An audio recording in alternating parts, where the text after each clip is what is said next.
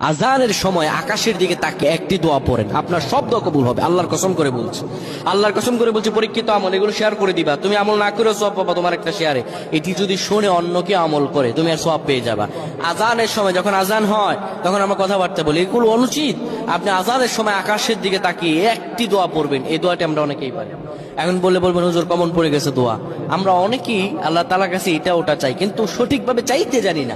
সঠিকভাবে কোনো ব্যক্তি যদি চায় আমার আল্লাহ তাকে দয়া করবেন। আল্লাহ বলেন, বান্দা উদউনি আস্তাজিব লাকুম, আমার কাছে চাও আমি আল্লাহ সব দিয়ে দিব। সুবহানাল্লাহ।